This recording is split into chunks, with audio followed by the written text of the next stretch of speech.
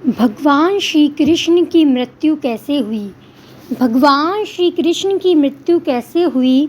मृत्यु के बाद क्या श्री कृष्ण ने अपना शरीर छोड़ दिया और किसी अन्य शरीर को धारण कर लिया? क्योंकि वो तो भगवान विष्णु के अवतार थे। उनके शरीर का दाह संस्कार किसने किया? ये ऐसे सवाल हैं जिनका जवाब जानने की जिज्ञासा हर किसी के मन में होती है। कहते हैं कि भगवान श्री कृष्ण का जन्म 3112 ईसा पूर्व में हुआ था।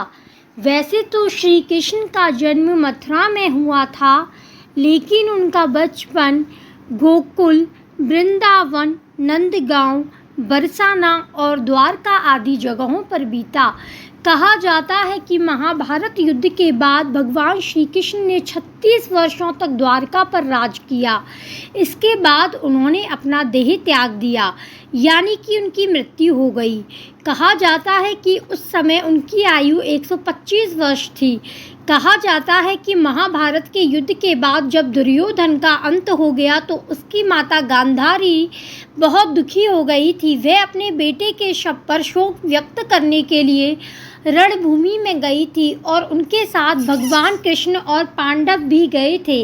गांधारी अपने पुत्रों की मृत्यु से इतनी दुखी हुई कि उन्होंने भगवान कृष्ण को 36 वर्षों के बाद मृत्यु का शाप दे दिया। यह सुनकर पांडव तो चकित रह गए, लेकिन भगवान कृष्ण तनिक भी विचलित न हुए और मुस्कुराते हुए अपने ऊपर लगे अभिशाप को स्वीकार कर लिया।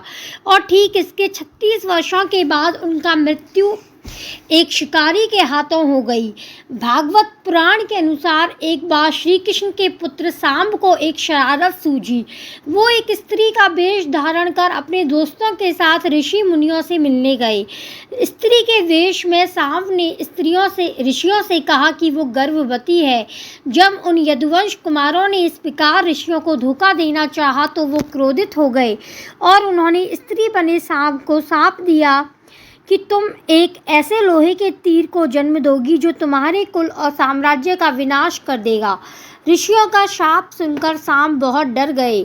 उन्होंने तुरंत ये सारी घटना जाकर उग्रसेन को बताई, जिसके बाद उग्रसेन ने सांब से कहा कि वे तीर का चूर्ण बनाकर प्रभास नदी में प्रवाहित कर दें।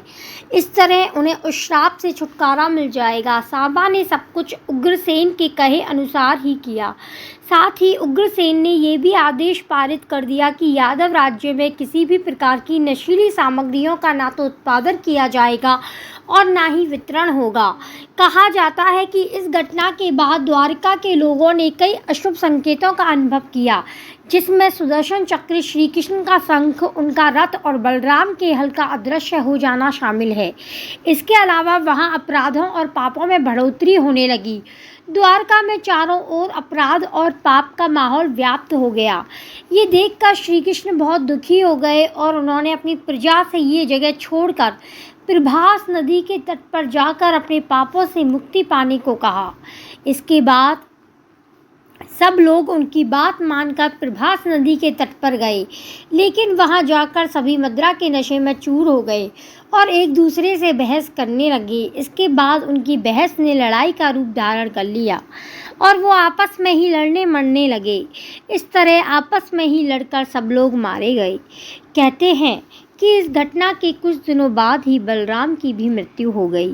भागवत पुराण के अनुसार भगवान श्री कृष्ण एक दिन एक पीपल के पेड़ के नीचे विश्राम कर रहे थे।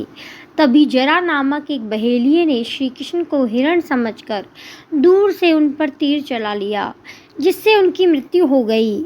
आपको बता दें कि ऋषि द्वारा कृष्ण के पुत्र सांब को दिए सांप के अनुसार श्री कृष्ण को लगे तीर में उसी लोहे के तीर का अंश था जो सांप के पेट से निकला था और जिसे उग्रसेन ने चूर्ण बनवाकर नदी में प्रवाहित करा दिया।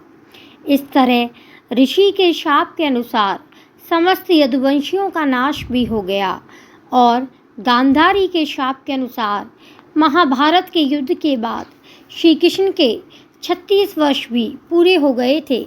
इस तरह से भगवान श्री कृष्ण की मृत्यु हो गई।